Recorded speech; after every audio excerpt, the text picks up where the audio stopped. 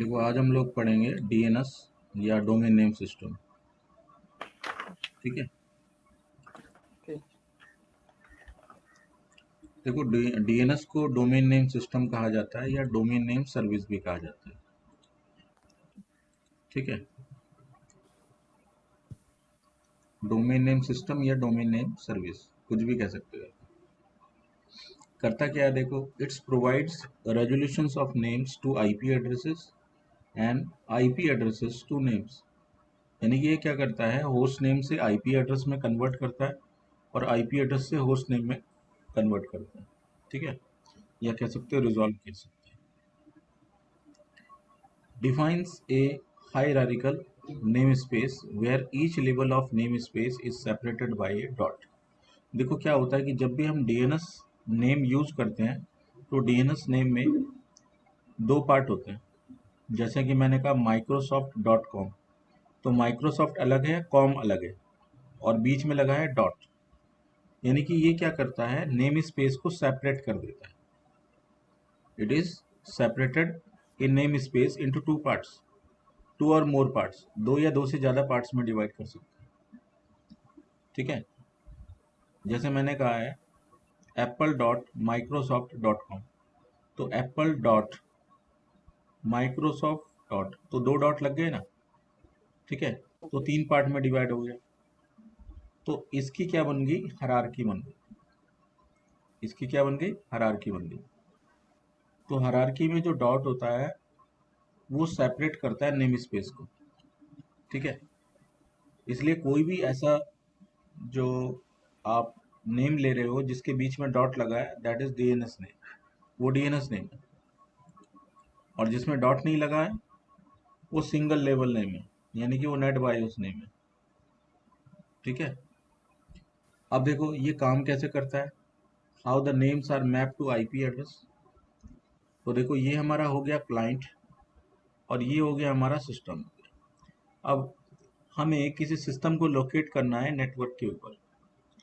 We want to connect the system one. Where is the system one, ये पूछ रहा है कि सिस्टम वन कहाँ पे है। हमें नहीं पता कि सिस्टम वन कहाँ पे है।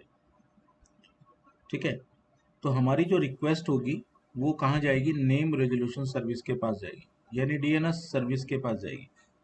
हमारी रिक्वेस्ट कहाँ जाएगी, डीएनएस सर्विस के पास जाएगी। और हम डीएनएस से पूछेंगे where is the system one, system one कहाँ पे है, उसका क्या आईपी एड्रेस है। तो होस्ट नेम हमने पूछा, होस्ट नेम से पूछा तो आईपी एड्रेस। ठीक है, तो होस्ट नेम से आईपी एड्रेस में रिजॉल्व करके हमें बता देगा ये वो सिस्टम कहाँ है, क्योंकि जब तक हमें किसी का आईपी नहीं पता होगा तब तक हम उस सिस्टम को एक्सेस नहीं कर सकते। ठीक है, तो यहाँ पे देखो इसने रिक्वेस्ट भेजी डीएनएस के पास और डीएनएस सर्वर ने रिक्वेस्ट का रिप्लाई किया 10.0.0.1, यानी कि इस सिस्टम का जो आईपी एड्रेस है वो 10.0.0.1 है।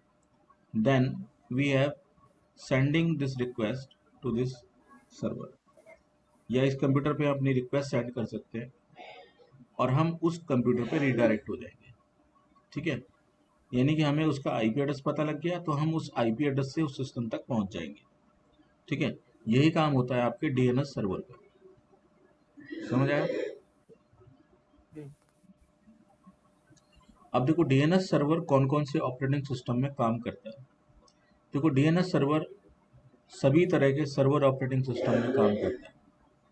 सर्वर ऑपरेटिंग सिस्टम कोई भी हो सकता है, जैसे Windows server 2012, 2016, 2019, 2008, 2003, 2000 server, Windows NT server 4.0, Unix server, Linux server, NetWare server, ये सभी तरह के सर्वर्स हैं। ये सारे क्या है, ऑपरेटिंग सिस्टम है, लेकिन सर्वर ऑपरेटिंग सिस्टम है। ठीक है, तो इनको कहा जाता है नेटवर्क ऑपरेटिंग सिस्टम, जिनमें डीएनएस सर्विस काम कर सकती है। ठीक है, अब डीएनएस सर्विस जो होती है उसकी हायरार्की होती है। उसका एक जो नेम स्पेस बनता है वो एक हायरार्किकल स्ट्रक्चर जनरेट करता है। हायरार्किकल स्ट्रक्चर जो होता है वो अलग अलग लेवल में डिवाइडेड होता है। जैसे कि आप यहाँ पे देख सकते हो कि एक स्ट्रक्चर यहाँ पे बना हुआ है। ठीक है, और हम यहाँ पे बात कर रहे हैं उस स्ट्रक्चर को समझने की। तो देखो बेसिकली क्या है कि जैसे हम कोई भी यहाँ पे डोमेन नेम लेते हैं, तो डोमेन नेम जो होता है हमारे पास, हम कोई भी डोमेन नेम ले सकते हैं। तो जैसे हमने कहा msn.com, तो ये msn.com नहीं है, बल्कि क्या है, msn.com डॉट है। ये डॉट जो है वो हिडन होता है, ठीक है। किसी भी डोमेन नेम में जो डॉट होता है, लास्ट में जो लग रहा है msn.com के बाद जो डॉट लग रहा है वो हिडन है। कोई भी आप वेबसाइट ओपन करते हो, आप क्या लिखते हो, yahoo.com, लेकिन जो हमारा सिस्टम होता है एक डॉट ऑटोमेटिकली इसके अंदर ऐड कर देता है, जो आपको दिखाई नहीं देता। ये जो डॉट होता है ये हिडन होता है, डॉट इज हिडन। तो ये yahoo.com नहीं है, बल्कि क्या है, yahoo.com डॉट है। तो किसी भी डोमेन नेम के लास्ट में डॉट लगा होता है, और ये डॉट जो होता है ये हिडन होता है, ये दिखाई नहीं देता। समझ रहे हो, ये जो डॉट लगा होता है ये दिखाई नहीं देता है। अब देखो क्या होता है कि हमारे पास इसकी हायरार्की जो बनती है वो डॉट से ही स्टार्ट होती है। अब देखो जो आप डॉट देख रहे हो फर्स्ट यहाँ पे, ये डॉट को बोलते हैं रूट। इसको क्या बोलते हैं, रूट। यानी कि it is represents the root servers. ये किसको रिप्रेजेंट कर रहा है, रूट सर्वर्स को रिप्रेजेंट कर। डॉट क्या करता है, रूट सर्वर को रिप्रेजेंट करता है। पूरे वर्ल्ड के अंदर हमारे पास लगभग 14 रूट सर्वर है। कितने सर्वर हैं, 14 रूट सर्वर्स अवेलेबल है। अभी ये जो 14 रूट सर्वर अवेलेबल हैं ये किस लिए यूज किए जा रहे हैं, बेसिकली क्या है कि हमारे पास जो डॉट है इसको जो मैनेज कर रहा है, उसको मैनेज कर रहा है आईना। इट इज मैनेज बाय आईना। आईना क्या है, इंटरनेट रजिस्ट्रार है। आईना is a internet registrar. Registrar आप जानते हो कि जब आप प्लॉट की रजिस्ट्री कराने जाते हो या फ्लैट की रजिस्ट्री कराने जाते हो, ठीक है, तो वो क्या करता है, वो वहाँ पे रजिस्टर कर लेता है कि भाई इसका नाम, पता, एड्रेस क्या है, किस लोकेशन पे है ये, ठीक है। तो ये सारी चीज़ें रजिस्टर करता है। उसी तरीके से जब भी कोई वेबसाइट रजिस्टर होती है तो उसके लिए जो आईना है, एक रजिस्ट्रार है, उसके पास ये वेबसाइट रजिस्टर हो जाती है, ठीक है। अब ये वेबसाइट ओके। तभी रजिस्टर होगी जब उस नाम से पहले कोई वेबसाइट नहीं होगी। अगर उस नाम से पहले कोई वेबसाइट अवेलेबल है तो मालूम है क्या होगा, रजिस्ट्रार ऑलरेडी जो अवेलेबल है मतलब। वो उसको डिनाई कर देगा। रजिस्ट्रार क्या बोलेगा कि this domain name is already exist, you can use different domain names. आप दूसरा डोमेन नेम यूज कर सकते हैं, क्योंकि ये वाला जो डोमेन नेम है ये हमारे पास ऑलरेडी रजिस्टर्ड है, ठीक है। यानी कि एक चीज को आप दो बार रजिस्टर नहीं कर सकते आईना के पास, ठीक है। तो आईना के जो फ्रेंचाइजी हैं, जैसे कि आप डोमेन नेम लेते हो तो आप गूगल से भी ले सकते हो, डोमेन नेम परचेज कर सकते हो, या फिर गोडैडी से भी परचेज कर सकते हो, ठीक है। या तमाम तरह के जो सर्वर्स हैं जो वेब होस्ट करते हैं उनसे भी आप ले सकते हो। तो उन्होंने क्या है, फ्रेंचाइजी ली हुई है इसकी, तो वो भी क्या कर सकते हैं, आपको डोमेन नेम प्रोवाइड कर सकते हैं, ठीक है। और उसकी वो इंटरनेट फीस भी आपसे वसूल करते हैं, ठीक है। तो आईना क्या करता है, अपनी फीस लेता है रजिस्टर करने के लिए, और जितने भी आपकी वेबसाइट्स होती हैं वो इस रूट सर्वर पे रजिस्टर्ड हो जाती है। अभी जितने भी रूट सर्वर्स होते हैं ये ए से लेके एम तक के रूट सर्वर अवेलेबल है, और ये धीरे धीरे बढ़ते जा रहे हैं। अभी फिलहाल ए से लेके एम तक के रूट सर्वर अवेलेबल है, जिन पे इंटरनेट की रजिस्ट्रार एंट्री अवेलेबल है, ठीक है। और ये जो रजिस्ट्रार के जो सर्वर्स हैं ये अलग अलग लोकेशन में रखे गए, ठीक है। जैसे एशिया लोकेशन के अंदर इंडिया आ रहा है, तो इंडिया जो है, इंडिया के पास भी जो है एक रूट सर्वर अवेलेबल है। जो हमारा जो है क्या कहते हैं चेन्नई के आसपास अवेलेबल है। ठीक है, इसी तरीके से हमारे पास जो है हमारी लोकेशन के जो भी रिक्वेस्ट जाएगी किसी भी वेबसाइट को सर्च करने के लिए, ठीक है, अगर वो वेबसाइट उस डीएनएस सर्वर पे सर्च नहीं हो रही तो उसकी रिक्वेस्ट जो होती है वो कहाँ पे जाती है, रूट सर्वर के पास जाती है, और रूट सर्वर उसका एड्रेस बता देता है और उसके रेस्पेक्टिव जो आईपी एड्रेस है वो बताएगा और हम उस सर्वर तक पहुंच जाएंगे। ठीक है, तो इसलिए ये इंटरनेट रजिस्ट्रार जो होते हैं वो काम करते हैं, आपका जो रूट है वो काम करता है। तो समझ में आ गया रूट सर्वर क्या होते हैं। अब देखो रूट सर्वर जो है ये हायरार्की के अंदर फर्स्ट है। ठीक है, अब देखो इसके नीचे जो आप देख सकते हो .org, .com, .edu, .au, ये इस तरह के डोमेन यहाँ पे बने हुए हैं। इनको हम बोलते हैं टॉप लेवल डोमेन्स। इनको क्या बोलते हैं, इनको बोलते हैं टॉप लेवल डोमेन या टीएलडीएस। टीएलडीएस मतलब टॉप लेवल डोमेन्स। ठीक है, तो टॉप लेवल जो डोमेन होते हैं वो दो तरह के होते हैं। एक तो होते हैं 3 कैरेक्टर वाले और एक होते हैं 2 कैरेक्टर वाले। 3 कैरेक्टर वाले जो होते हैं वो पर्पस के हिसाब से बनाए जाते हैं। जैसे मैंने कहा है कॉम, तो कॉम 3 कैरेक्टर का है। ठीक है, तो ये कमर्शियल पर्पस के लिए बनाया गया है। इसी तरह से अगर मैंने कहा एडीयू तो ये एजुकेशन पर्पस के लिए बनाया गया है। ठीक है, अगर मैं कहता हूँ ओआरजी तो ये रिप्रेजेंट करता है गवर्नमेंट अथॉरिटी को, ऑर्गेनाइजेशन को। ठीक है, नॉन प्रॉफिट ऑर्गेनाइजेशन को। इसी तरह से जीओवी है, ये गवर्नमेंट अथॉरिटी को रिप्रेजेंट कर रहा है। ठीक है, BIZ बिज, बिज जो होता है बिजनेस के लिए होता है। तो तमाम तरह के डोमेन है, नेट है, .net। ठीक है, तो तमाम तरह के यहाँ पे क्या है 3 करेक्टर वाले डोमेन है, अलग अलग पर्पस के लिए यूज कर सकते हैं। 2 करेक्टर वाले जो होते हैं वो लोकेशन को यूज करते हैं, जैसे कि हमने कहा AU for Australia, IN for India, ठीक है, CA फॉर कनाडा। तो ये क्या हो रहे हैं, एक तरीके से लोकेशन को रिप्रेजेंट कर रहे हैं। हमने कहा google.co.in, तो लास्ट में इन लगा है, मतलब जो टॉप लेवल डोमेन है वो इंडिया का है, यानी कि उसकी लोकेशन क्या है, इंडिया है, यानी कोई भी जो डोमेन नेम है वो इंडिया के अंदर प्रेजेंट है। इसी तरह से हमने अगर कहा है google.co.au, तो Google is located with the server of AU मतलब ऑस्ट्रेलिया, वो कहाँ पे है, ऑस्ट्रेलिया में। ठीक है, तो इस तरीके से क्या है कि भाई हमारे जो टॉप लेवल्स होते हैं वो उनके पर्पस सॉल्व होते हैं। तो हमारे जो टॉप लेवल हैं आपके, ये देखो ये सारे टॉप लेवल अवेलेबल। तो रूट के नीचे कौन से होते हैं, टॉप लेवल, ये टॉप लेवल्स हैं। ठीक है, अब देखो, अब टॉप लेवल के नीचे भी हमारे दूसरे डोमेन है, जैसे कि हमने कहा microsoft.com, तो कॉम के नीचे माइक्रोसॉफ्ट बना हुआ है। ये देखो माइक्रोसॉफ्ट जो बना हुआ है किसके नीचे बना हुआ है, कॉम के नीचे बना हुआ है। तो कॉम के जस्ट नीचे कौन सा डोमेन होगा, माइक्रोसॉफ्ट।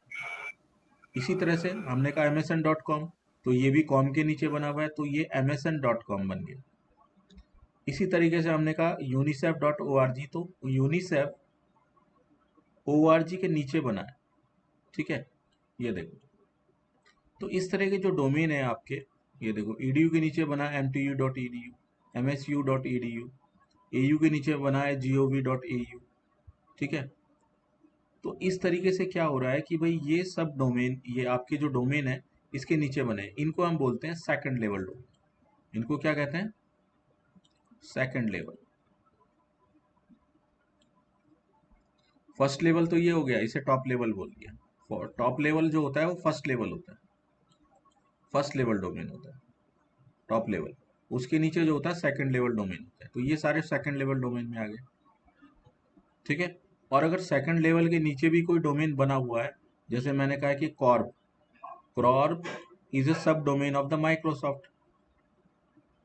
कॉर्प जो डोमेन है वो माइक्रोसॉफ्ट का ही क्या है, पार्ट है, तो this is the sub domain of the Microsoft.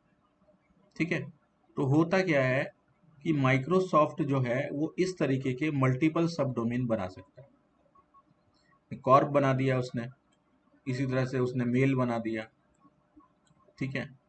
यहाँ पे कुछ और बना दिया, शॉप बना दिया, shop.microsoft.com। तो ये सब क्या है, इसके इंटरनल सर्वर बने हुए हैं। यानी कि इंटरनल जो वेबसाइट्स बनती हैं वो ये बनती हैं सब डोमेन वाली। इनको इंटरनल यूआरएल भी कहा जाता है। इंटरनल यूआरएल जो होता है वो माइक्रोसॉफ्ट के इंटरनल पर्पस के लिए काम आता है, इसलिए ये सब डोमेन की कैटेगरी में आते हैं। और ये डोमेन जो होते हैं इनके लिए कोई पैसा नहीं देना पड़ता, ये फ्री होते हैं। तो माइक्रोसॉफ्ट कितने भी सब डोमेन बना सकते हैं, उसके लिए उसको कोई अलग से चार्ज नहीं देना पड़ेगा, ठीक है। लेकिन सिर्फ microsoft.com जो है उसके लिए उसको पे करना पड़ेगा। उसके नीचे कितने भी सब डोमेन बना सकता है, कोई प्रॉब्लम नहीं होगी, ठीक है। तो देखो फर्स्ट जो हो गया, सबसे पहले तो देखो रूट आ गया। रूट का लेवल है 0, ध्यान रखना। टॉप लेवल का जो लेवल है वो है 1। उसके बाद जो सेकंड लेवल डोमेन है इसका लेवल है 2, ठीक है। और उसके बाद इसका लेवल क्या हो गया, 3 हो गया। सब डोमेन का लेवल हो गया 3। समझ आया? तो इस तरीके जी से ये सर। हायरार्की बन जाएगी, ठीक है। समझ आया? जी बिल्कुल सर। अब देखो यहाँ पे इस तरीके से पूरा जो डोमेन है उसको समझते हैं। देखो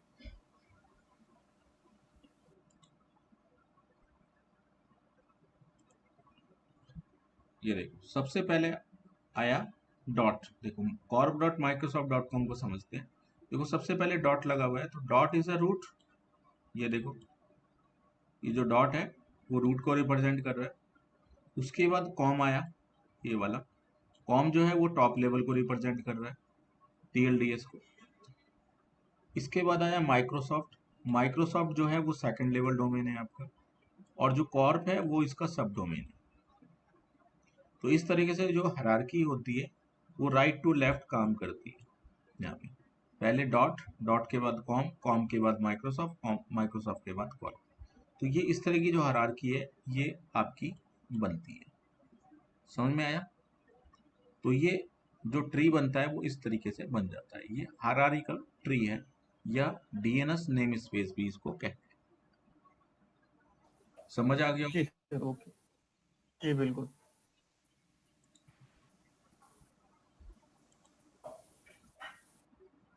अब आगे बढ़ते हैं। अब हम यहाँ पे देखते हैं कि हमारी जो डीएनएस सर्वर है वो काम कैसे करता है और क्वेरीज को कैसे रिजॉल्व करता है। देखो डीएनएस सर्वर की क्वेरीज को इस तरीके से समझ सकते हैं कि हमारे पास देखो ये जो है एक यूजर है। ये यूजर जो है वो अपने प्रेफर्ड डीएनएस सर्वर से कनेक्टेड है। देखो क्या होता है कि हम लोग अपने सिस्टम में आईपी एड्रेस डालते हैं, सबनेट मास्क डालते हैं, डिफॉल्ट गेटवे डालते हैं और प्रेफर्ड डीएनएस सर्वर डालते हैं, और कभी कभी अल्टरनेट डीएनएस सर्वर भी डाल देते हैं। तो क्या होता है, जैसे ही हम प्रेफर्ड डीएनएस सर्वर डालते हैं अपने कंप्यूटर में, हम क्या बन जाते हैं, डीएनएस के क्लाइंट बन जाते हैं, ठीक है ना। हमारा जो सिस्टम है वो क्या बन जाएगा, डीएनएस का क्लाइंट बन जाएगा, ठीक है। और जब भी हम किसी वेबसाइट को एक्सेस करेंगे तो हमारी जो रिक्वेस्ट होगी उस डीएनएस सर्वर पर जाएगी। समझ आया? अब देखो, अब ये यूजर है, ये एक यूआरएल एक्सेस करना चाहता है जिसका नाम है http://server1.microsoft.com। he wants to access the microsoft.com server, और ये पहुंचना चाहता है सर्वर 1 को एक्सेस करना चाहता है। तो देखो जो रिक्वेस्ट होगी सबसे पहले कहाँ जाएगी, आपके प्रेफर्ड डीएनएस सर्वर के पास जाएगी। तो हमारी रिक्वेस्ट गई 10.1.1.1, ये एक डीएनएस सर्वर है, इसके पास हमारी रिक्वेस्ट चली गई। अब देखो जैसे हमारी रिक्वेस्ट डीएनएस सर्वर के पास जाती है तो DNS server have the cache memory. DNS server के पास एक कैश मेमोरी होती है। उस कैश मेमोरी में जो रिपीटेड आंसर्स होते हैं वो स्टोर हो जाते हैं। यानी कि जो क्वेरी बार बार रिजॉल्व होती है वो उसके कैश के अंदर स्टोर हो जाती है, ठीक है। अब देखो क्या होता है कि जब भी हम क्वेरी करते हैं, फर्स्ट टाइम जब क्वेरी करेंगे तो कैश खाली होगी ऑब्वियसली, क्योंकि अभी तक कोई भी रिजॉल्व नहीं हुई क्वेरी। ठीक है, तो कैश कैसी रहेगी, खाली। ठीक है, तो यहाँ पे देखो इसने बोल दिया कैश में नहीं है। अब जब कैश में रिकॉर्ड नहीं है तो इसका मतलब क्या है, डीएनएस सर्वर के पास वो हो सकता है रिकॉर्ड। तो डीएनएस सर्वर में दो तरह के जोन होते हैं हमारे पास, एक होता है फॉरवर्ड लुकअप जोन और एक होता है रिवर्स लुकअप जोन। ये दोनों तरह के जोन में उसको चेक करता है कि वो रिकॉर्ड अवेलेबल है या नहीं है। अगर वो रिकॉर्ड अवेलेबल है तो डीएनएस सर्वर ऑथोरिटेटिव कहलाएगा, अगर नहीं है तो DNS server non authoritative answer देगा। ठीक है, अगर प्रेजेंट है तो ऑथोरिटेटिव है, नहीं तो नहीं है। ठीक है, तो यहाँ पे देखो लिखा आ रहा है एम आई ऑथोरिटेटिव, क्या मेरे पास वो अवेलेबल है। इसने कहा नो, मेरे पास इसका आंसर नहीं है। यानी कि ये जो सर्वर है ये आउटसाइड डोमेन में है, मेरे इंटरनल डोमेन में नहीं है। जब भी कोई सर्वर आपके इंटरनल डोमेन से बाहर होता है तो आपका जो डीएनएस सर्वर है उसकी क्वेरी को रिजॉल्व नहीं कर पाता है। ठीक है, ठीक है, वो उसी क्वेरी को रिजॉल्व कर पाएगा जो उसके डोमेन इन्वायरमेंट के अंदर कंप्यूटर्स लगे होंगे। ठीक है, अगर उस डोमेन इन्वायरमेंट के बाहर वो कंप्यूटर एक्सेस कर रहा है या करना चाहता है तो आपकी जो क्वेरी है वो उस डीएनएस सर्वर से किसी और डीएनएस सर्वर पे जाएगी। समझ आया मेरी बात, क्या कह रहा हूँ।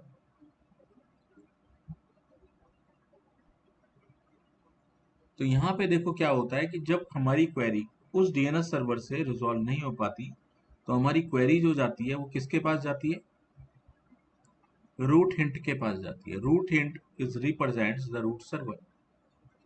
तो आप देख सकते हो यहाँ से ए से लेके एम तक के सर्वर हमारे पास अवेलेबल हैं और रूट सर्वर्स की एंट्रीज यहाँ पे अवेलेबल है। ठीक है, तो रूट सर्वर की जो एंट्रीज होगी वो हर डीएनएस सर्वर के पास अवेलेबल होगी। ठीक है, अब क्या होगा, अब ये क्या करेगा,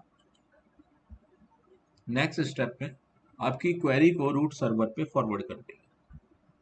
तो जो हमारी क्वेरी थी जो क्लाइंट ने पूछी थी हमने उसे आगे फॉरवर्ड कर दिया क्योंकि हम उसे उसका आंसर नहीं जानते थे। अब रूट सर्वर के पास भी कैश मेमोरी होती है, तो रूट सर्वर ये बोलेगा कि क्या ये क्वेरी रिपीटेड क्वेरी है। अगर ये रिपीटेड क्वेरी होगी तो इसका आंसर कैश के अंदर प्रेजेंट होगा, और अगर ये रिपीटेड क्वेरी नहीं है, नई क्वेरी है, तो कैश के अंदर कोई भी आंसर नहीं होगा। ठीक है, तो अब ये क्या कह रहा है, is the name is the cache, no नहीं है। तो फिर ये अब ये क्या करेगा, ये कहेगा एम आई ऑथोरिटेटिव, क्या किसी डीएनएस सर्वर के अंदर है मेरे पास, किसी रूट सर्वर के अंदर ये क्वेरी रिजॉल्व हो सकती है। एम आई ऑथोरिटेटिव चेक कर रहा है और चेक करने के बाद ये आपसे पूछेगा कि किस डोमेन के लिए आप क्वेरी करना चाहते हैं। ठीक है, तो इसके नीचे बहुत सारे टॉप लेवल डोमेन्स बने हुए हैं, ठीक है, जिनके लिए वो क्वेरी कर सकता है। तो हमारी जो क्वेरी जाएगी वो टॉप लेवल डोमेन पे जाएगी। तो रूट सर्वर जो है वो कहाँ भेज देगा, टॉप, अपने नीचे जो बने हुए टॉप लेवल सर्वर्स उनके पास क्वेरीज को भेज देगा। ठीक है, अब टॉप लेवल में भी कैश मेमोरी चेक होगी, क्या ये रिपीटेड क्वेरी है या नहीं है। अगर रिपीटेड क्वेरी नहीं है, ठीक है, यहाँ पे कैश में प्रेजेंट नहीं होगी। उसके बाद ये चेक करेगा क्या टॉप लेवल डोमेन में जो मेरे नीचे सर्वर पड़े हुए हैं, बहुत सारे टॉप लेवल डोमेन है, तो मेरी क्वेरी किस डोमेन के लिए रिजॉल्व होगी। ठीक है, तो यहाँ पे ये पूछेगा I don't know you want to ask, तो ये कहेगा कि आपकी जो क्वेरी है वो माइक्रोसॉफ्ट के सर्वर पे है और मेरे पास बहुत सारे माइक्रोसॉफ्ट के डीएनएस सर्वर अवेलेबल हैं। ठीक है, तो आपकी जो क्वेरी है वो किस डोमेन नेम या किस डीएनएस सर्वर से रिजॉल्व हो गई वो आप बताइए। ठीक है, तो ये क्वेरी को क्या करेगा, इसके नीचे जो डीएनएस सर्वर्स होंगे उनके पास फॉरवर्ड कर देगा। ठीक है, अब हमारे पास जो डीएनएस सर्वर अवेलेबल है, ठीक है, उसमें माइक्रोसॉफ्ट के बहुत सारे डीएनएस सर्वर है, तो किसी न किसी डीएनएस सर्वर पे हमारी क्वेरी रिजॉल्व होगी। तो वो अगर कैश में प्रेजेंट है तो ठीक है, नहीं तो अब वो क्या करेगा, उस डीएनएस सर्वर को चेक करेगा जहां वो क्वेरी अवेलेबल होगी। तो ये बोलेगा एम आई ऑथोरिटेटिव, जहां पे जो डीएनएस सर्वर यस बोलेगा उस डीएनएस सर्वर से ये क्वेरी रिजॉल्व होके रीडायरेक्ट हो जाएगी आपके सर्वर पे जिस सर्वर ने क्वेरी की थी। यानी कि सर्वर 1.माइक्रोसॉफ्ट का जो आईपी एड्रेस है वो कोई ना कोई डीएनएस सर्वर रिजॉल्व करके बता देगा जो उसके टॉप लेवल के नीचे होगा। ठीक है, और वो क्वेरी रिडायरेक्ट होके हमें मिल जाएगी और हम उसका आईपी एड्रेस जान लेंगे, और उस आईपी एड्रेस को जानने के बाद ये डेटा कैश के अंदर भी स्टोर हो जाएगा। अब जब दोबारा यही क्वेरी करेंगे तो कैश से ही उठा के दे देगा। अब ये आईपी एड्रेस हमें मिल चुका है, तो हम इस आईपी एड्रेस के साथ टीसीपी सेशन बना के कनेक्शन को बना लेंगे और इस वेब पेज को एक्सेस कर लेंगे। तो ये पूरा पूरा जो प्रोसीजर है ये डीएनएस क्वेरी का प्रोसीजर होता है। बात समझ आ गई? जी सर। तुम्हारी आवाज बहुत कम आ रही है आज। नहीं सर, समझ में आया। और सर मुझे ये पूछना था, जैसे कि हम लोग अपने यहाँ पे डोमेन का लास्ट टाइम हम डोमेन कंट्रोल इंस्टॉल किए थे, डीएनएस सर्वर ही था ना सर वो? कौन सा? लास्ट टाइम उन्होंने एक्टिविटी इंस्टॉल किया था, वहाँ पे एक डीएनएस भी इंस्टॉल हुआ था। हाँ, हाँ, तो वही डीएनएस ऑलरेडी हो चुका है कि अभी, मतलब ये जो किए थे हम लोग ने वही था ना डीएनएस? डीएनएस सर्वर तो अभी चल रहा है ना, अभी तो स्टार्ट हुआ है। अभी डीएनएस सर्वर बताएंगे आपको आगे इंस्टॉलेशन कैसे होता है। ओके। वो तो आपको ओवरव्यू दिया था जब एडी बताया था ना, एडी पार्ट 1 उसमें। अभी आगे हाँ सर। चलेंगे, बताएंगे और। ठीक है। तो ये डिपेंडेंसी है, मतलब एडी की डिपेंडेंसी डीएनएस है, मतलब ऐसा है क्या?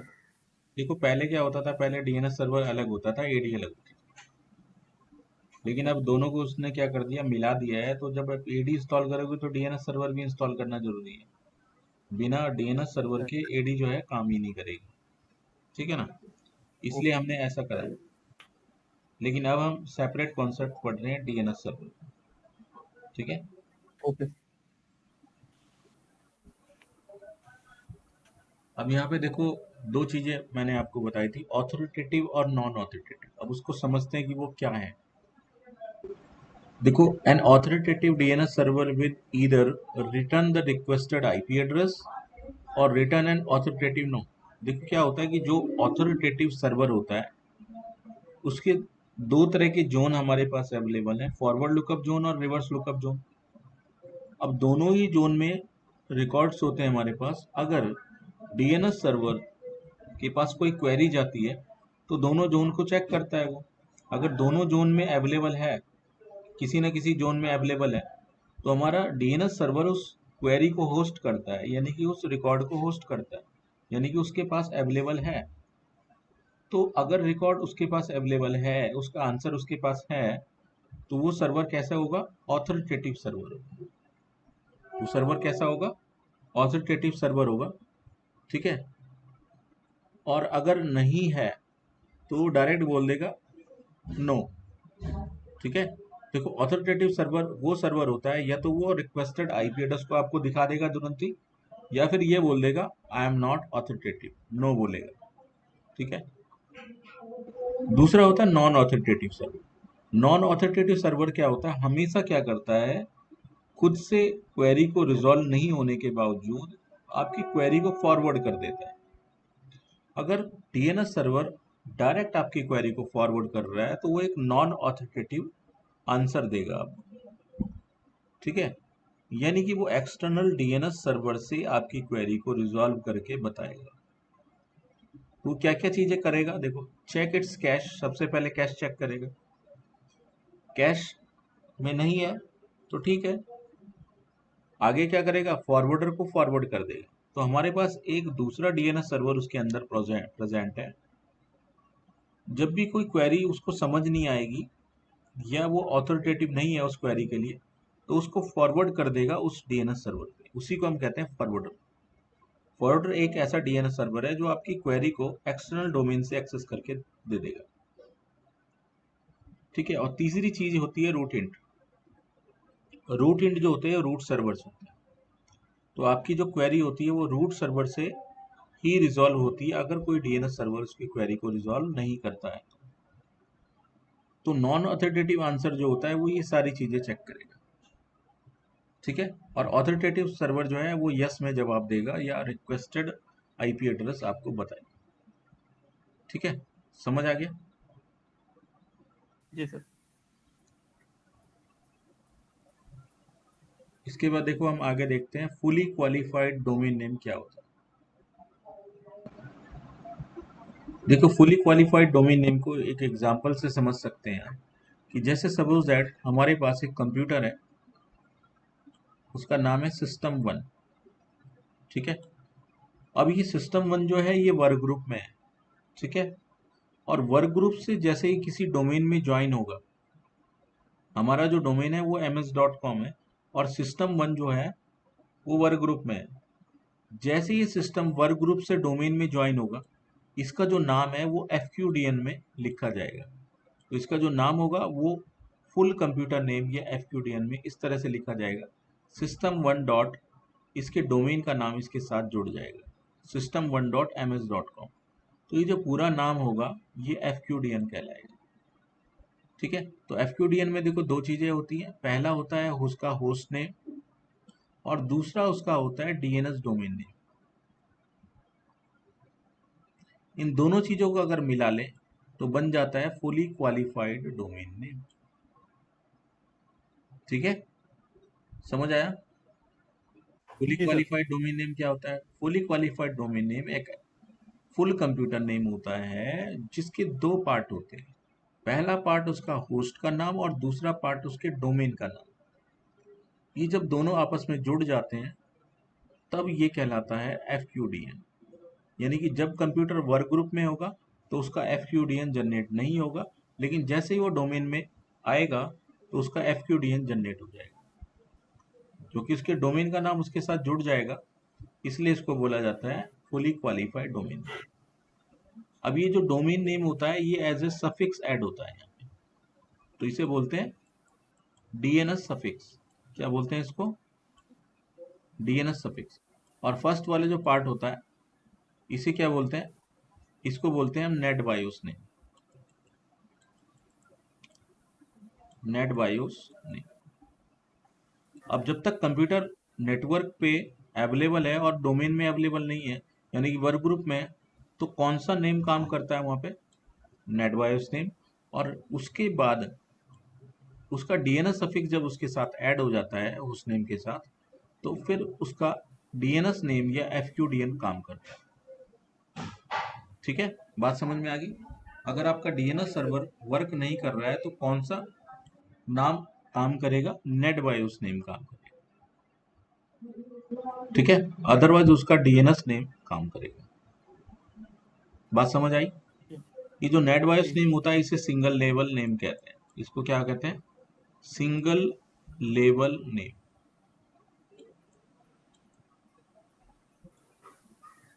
ठीक है, और ये जो होता है ये अप टू 15 कैरेक्टर ही हो सकता है, इससे ज्यादा बड़ा नाम यूज नहीं हो सकता। It is only expended up to 15 character. ये 15 कैरेक्टर का ही होता है और ये हमेशा कैपिटल लेटर में ही यूज होता है। किसी पीसी का नाम होगा तो वो PC ऐसे कैपिटल होगा, PC1।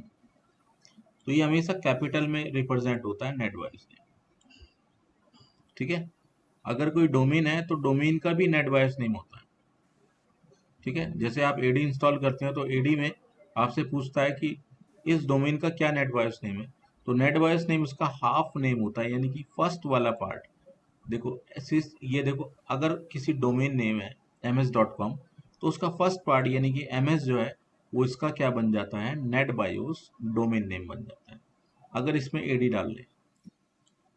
देखो जैसे लास्ट टाइम किसी से एडमिन बना था जैसे हमने तो कहा एडी बायोस में। msn.com है और इसमें AD डाल रहे हैं डोमेन नेम के, तो इसका जो फर्स्ट वाला पार्ट होगा ये वाला, ये नेट बायोस नेम बन जाएगा MSN ऐसे। जी ठीक है, तो ये होता है कि डोमेन नेट बायोस नेम हो गया, लेकिन नॉर्मली जो कंप्यूटर का नेम होता है वो नेट बायोस नेम होता है यहाँ पे। जी ठीक है, बात समझ आई। तो इसे बोलते हैं जी FQDN सर। या फुली क्वालिफाइड डोमेन नेम। समझ आ गया इतना। जी सर। इसके बाद आपको बताते हैं कि लुकअप कितने तरह के होते हैं। देखो हमारे पास दो तरह के लुकअप होते हैं। देखो क्या होता है कि हमारे पास जो डीएनएस सर्वर होता है उसमें फॉरवर्ड लुकअप और रिवर्स लुकअप दो तरह के लुकअप होते हैं, ठीक है। अब देखो क्या होता है, जो फॉरवर्ड लुकअप जोन होता है उसका काम होता है, it is use to resolve name to IP address.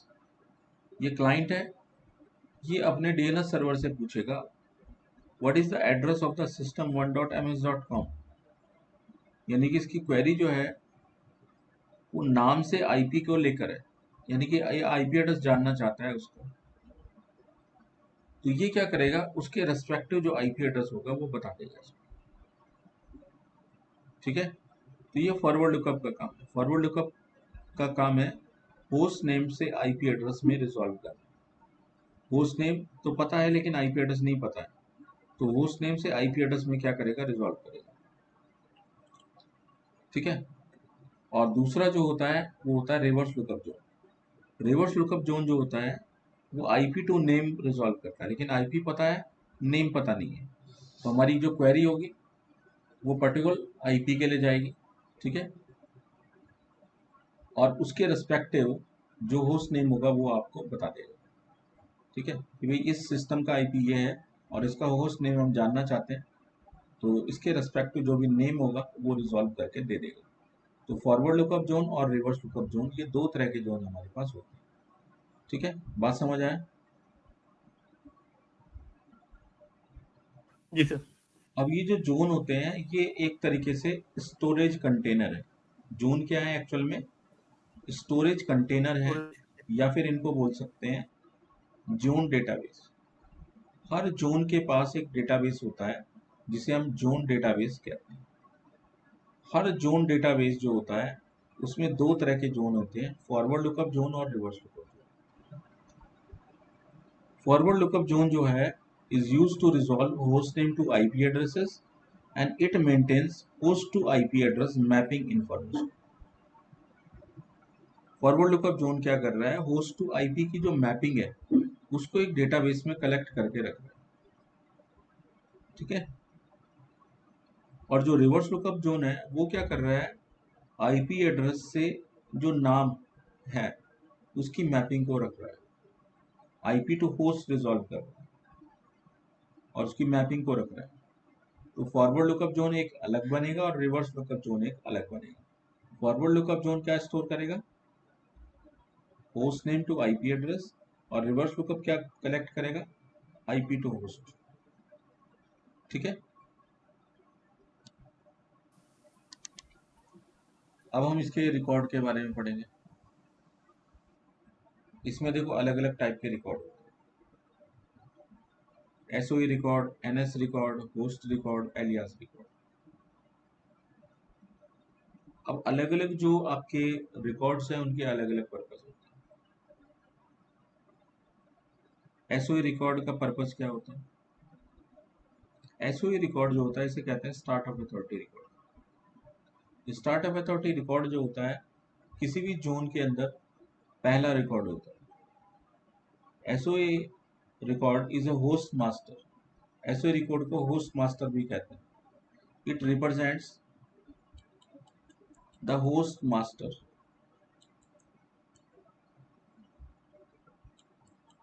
Host master एक ऐसा रिकॉर्ड है जो ये बता रहा है कि जो डोमेन अथॉरिटी है वो किसके पास है। यानी कि एसओई रिकॉर्ड जो होता है ये ओनर की इंफॉर्मेशन को स्टोर करता है। It stores the owner information.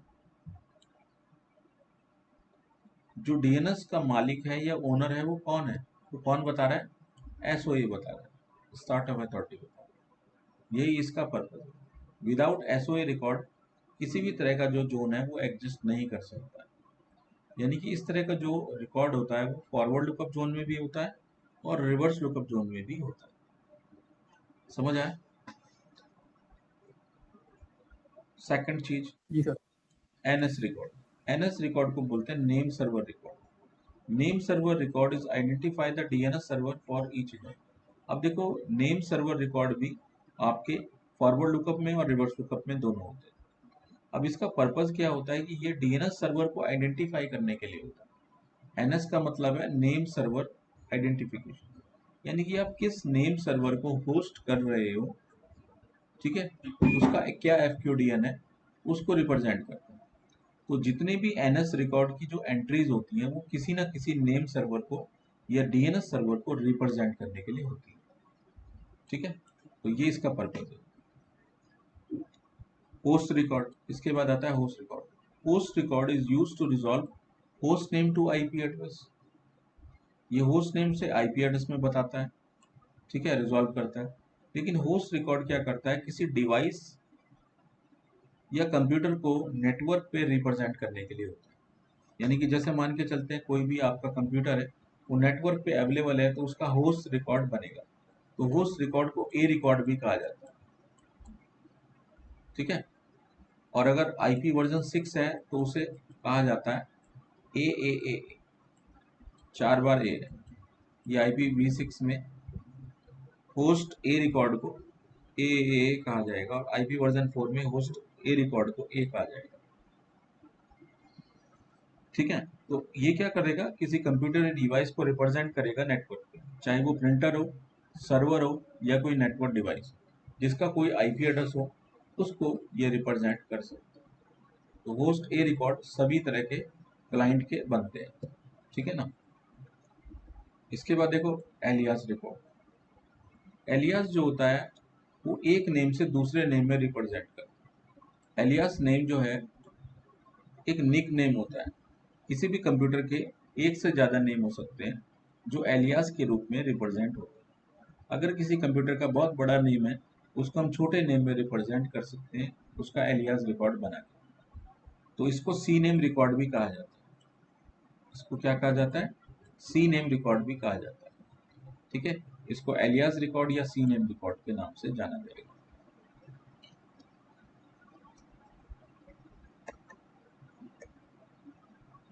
अब देखो इसके अलावा देखो यहाँ पे पॉइंटर रिकॉर्ड भी। पॉइंटर रिकॉर्ड जो होता है इसे बोला जाता है पीटीआर रिकॉर्ड। पॉइंटर रिकॉर्ड को क्या क्या बोलेंगे, PTR record. PTR is a pointer record that use to represent IP address to host name. ये आईपी एड्रेस से होस्ट नेम में रिप्रेजेंट करता है, और ये हमेशा रिवर्स लुकअप जोन में ही पाया जाता है। ये फॉरवर्ड लुकअप जोन में कभी नहीं मिलता, ये हमेशा रिवर्स लुकअप जोन में ही मिलता है, ठीक है। और क्या रिप्रेजेंट करता है, आईपी टू होस्ट रिप्रेजेंट करता है।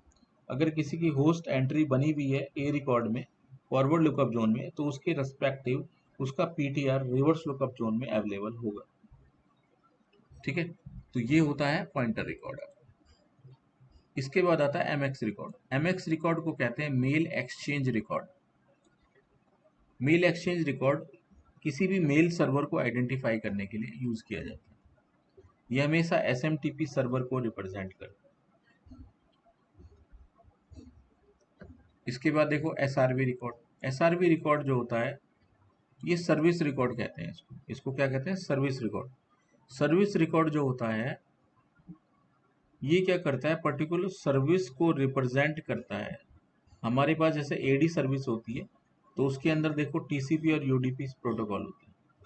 तो टीसीपी यूडीपी के बहुत सारे प्रोटोकॉल हैं, उनके अंदर अलग अलग सर्विस है। जैसे मैं कहता हूँ कि मैं एक सर्विस यूज कर रहा हूँ एक्टिव डायरेक्टरी के लिए, तो उस सर्विस का नाम है एलडेप। तो एक्टिव डायरेक्टरी किस सर्विस पे काम करेगी, एलडेप सर्विस पे। तो एलडेप सर्विस का जो रिकॉर्ड होगा वो एसआरवी रिकॉर्ड की फॉर्म में यहाँ पे बनेगा, ठीक है। तो एलडेप का जो रिकॉर्ड बनेगा एलडेप, तो इसका बनेगा अंडरस्कोर एलडेप। तो जो भी रिकॉर्ड अंडरस्कोर से रिप्रेजेंट होते हैं, स्टार्ट होते हैं, वो एसआरवी रिकॉर्ड को रिप्रेजेंट करते हैं, और उसका एक पर्टिकुलर पोर्ट नंबर होता है। जैसे कि हम यहाँ पे 389 पोर्ट नंबर यूज करेंगे, तो एलडेप का पोर्ट नंबर 389 को रिप्रेजेंट करेगा। जब भी कोई क्लाइंट एडी तक पहुंचना चाहेगा तो वो उसके एडी सर्वर पे रिक्वेस्ट तभी कर सकता है जब हमारे डीएनएस सर्वर में उसकी एंट्री हो। तो हमारी रिक्वेस्ट जाएगी डीएनएस सर्वर के पास, डीएनएस सर्वर अपने एसआरवी रिकॉर्ड को चेक करेगा, और एसआरवी रिकॉर्ड में आपका एलडेप रिकॉर्ड चेक होगा, एडी रिकॉर्ड, और उसके रिस्पेक्टिव जो पोर्ट नंबर होगा उस पे उस रिकॉर्ड की जो सर्विस है, ठीक है, उस पे रिक्वेस्ट को सेंड कर देगा। और एडी सर्वर वहाँ पे आपको रिप्लाई करेगा और बैक टू आपको कनेक्ट करा देगा। तो इसलिए क्या है, ये एसआरवी रिकॉर्ड यूज किए जाते हैं। ठीक है। इसी तरह से अंडरस्कोर कैरबिरोज रिकॉर्ड है।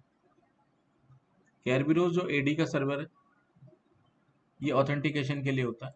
पोर्ट नंबर इसका 88 होता है। ठीक है। तो जब भी हम कैरबिरोज को एक्सेस करेंगे यानी कि ऑथेंटिकेशन करेंगे तो इस पोर्ट को यूज करेंगे। तो इसका भी हमारे पास एसआरवी रिकॉर्ड अवेलेबल होना चाहिए। ठीक है। तो इसी तरह के तमाम तरह के बहुत सारे एसआरवी रिकॉर्ड हैं जो आपके नेटवर्क में अवेलेबल होते हैं। उन सब की एंट्री आप एसआरवी रिकॉर्ड फॉर्म में कर सकते हो। ठीक है। तो इस तरीके से ये सारे रिकॉर्ड आपके पास अवेलेबल होते हैं। समझ आ गया? अब ये मैं आगे जी सर। कल बताऊंगा इसके बाद ये चीज। जी जी बिल्कुल। इनमें सारी चीज आपको समझ में नहीं आएगी। ठीक है। जी सर। अभी आप हाँ तीसरी सर। चीज को एक बार समझ लीजिए। ठीक है। जितने मैंने पढ़ाई है इसको एक बार रिवीजन कर लेना। ठीक है। फिर मैं आपको आगे इसके बारे में और बताऊंगा। ठीक है। अभी इसकी थ्योरी और चलेगी अभी। ठीक है। तो आज के लिए इतनी थ्योरी करेंगे, फिर नेक्स्ट सेशन में इसका आगे वाला पार्ट करेंगे।